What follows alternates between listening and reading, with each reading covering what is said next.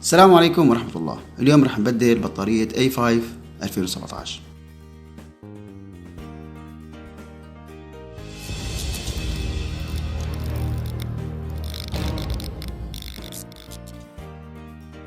قبل ما نبدل البطارية لازم نعرف شو هي أسباب استبدال البطارية.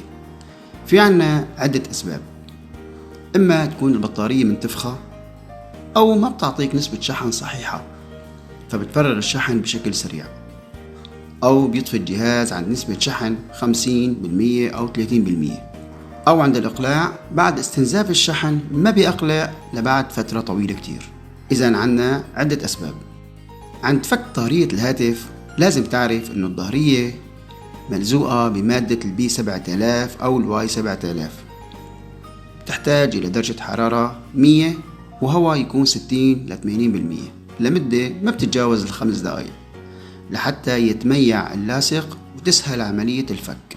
على الحماية بشكل خفيف إن شاء الله صار الفك على المرتاح. طبعا هون في عندي اللاصق، كل ما هنالك إنه أنا فكيته. بسم الله توكلنا على الله. طيب، ما بنحتاج إلى رفع بيت السيم والكارت أو حتى نفك الشاشة.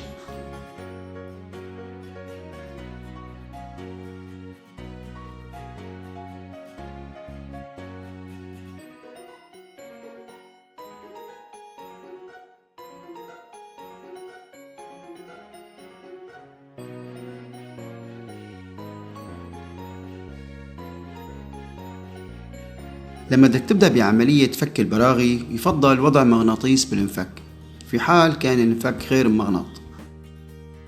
انتبه لتوزيع البراغي بالموبايل، ممكن تكون البراغي مختلفة الأطوال، غالبا بتكون البراغي الطويلة عند الأنتيل.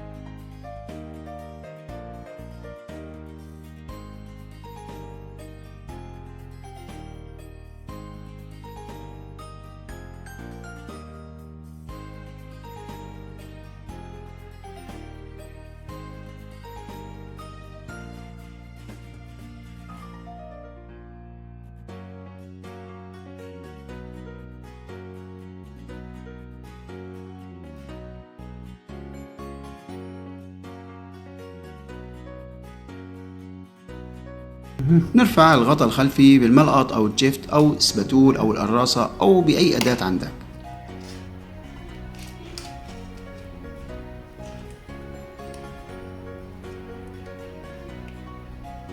لازم حضرتك تكون متأكد إنه أنت ما في عندك ولا برغي نهائيا. رفعة صغيرة بطرف الضفر، أو ممكن حضرتك تضيف أي شيء عندك. بسم الله.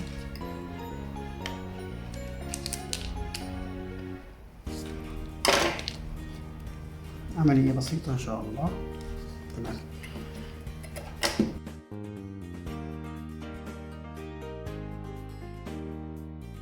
لاحظ إنه الغطاء فيه جرس ومجسات الأنتيل ومجسات كبسة الباور.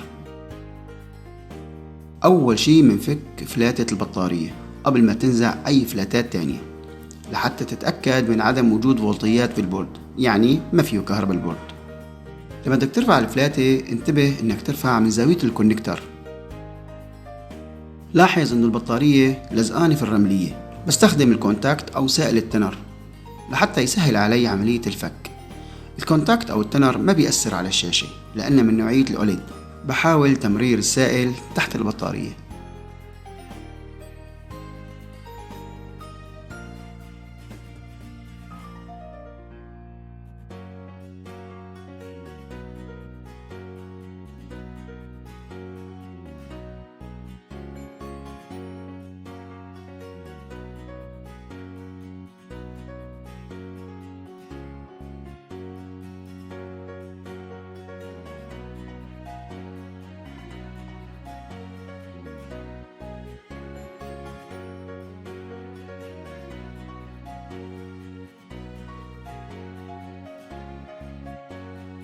لا ترفع البطارية فورا أو بقوة،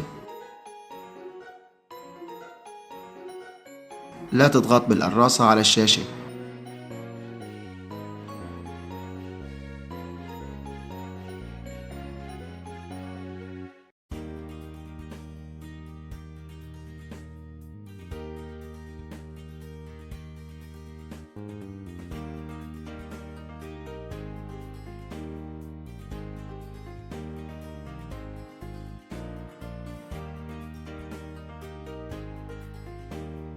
في عندي اللاصق، بحط هون لاصق. قبل تركيب البطارية بنحط لاصق دبل فيس بمكان البطارية لحتى نثبت البطارية وما تتحرك من مكانها.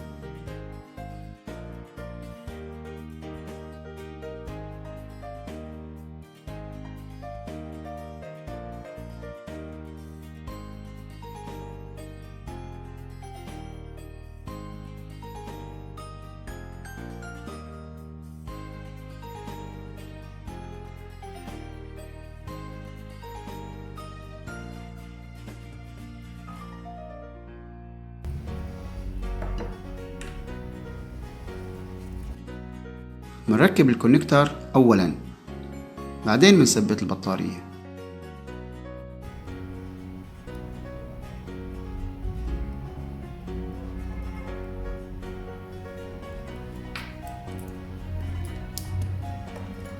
بسم الله الرحمن الرحيم.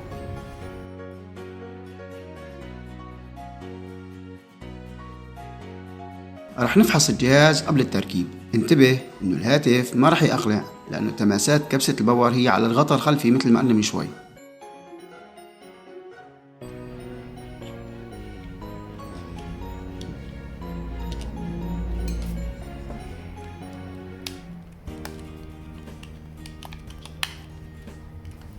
نوصله على الشاحن. بسم الله. في ملاحظات مهمة لازم تخبرها للزبون، رح نحكي لكم اياها باخر الفيديو.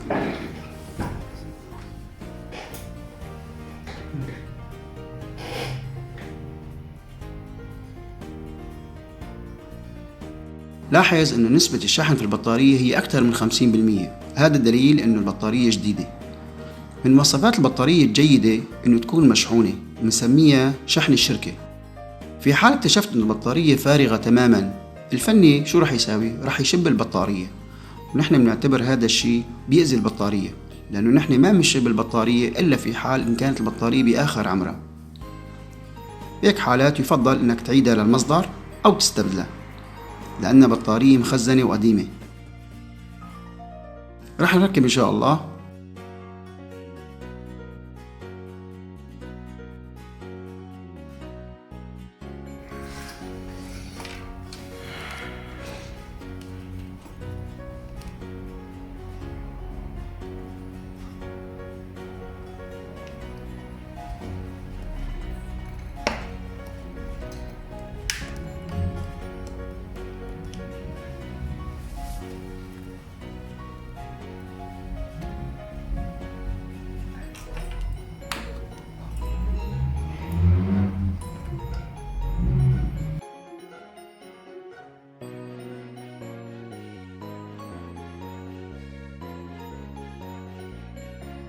عند التركيب ثبت البراغي بشكل قطري، هذا الشيء بيسهل عليك عملية تثبيت البورد على الشاصي.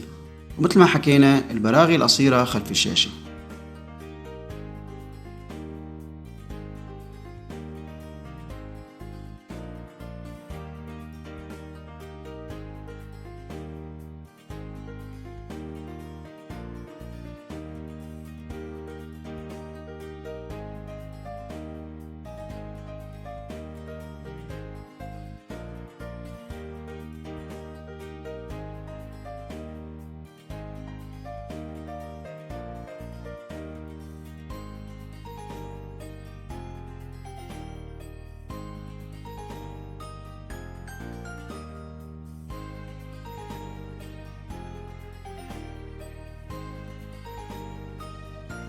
الغطاء الخلفي لزقه جيد، ما بنحتاج للزق جديد.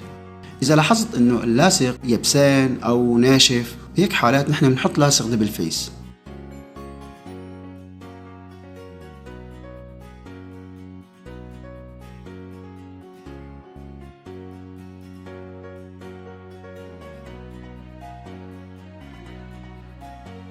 النصائح يلي لازم تقوله إياها للزبون: أول شي لازم يشحن الموبايل حتى 100%، وبعدين يستخدم الجهاز بشكل جيد حتى يستنزفه للصفر، وبعدين بيرجع بيعيد الشحن.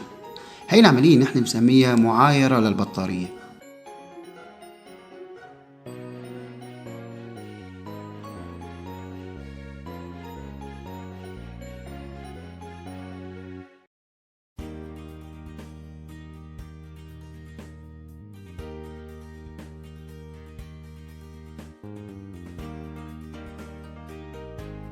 حط المطاطة أو اللاستيك لتثبت الغطاء الخلفي بشكل جيد.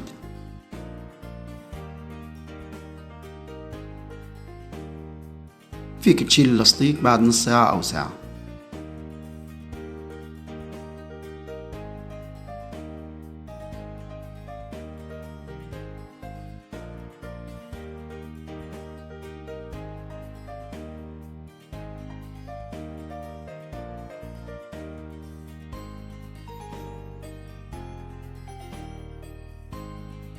أتمنى لكم الفائدة أكيد. كان معكم أخوكم سامي القلاجي، والسلام عليكم ورحمة الله وبركاته.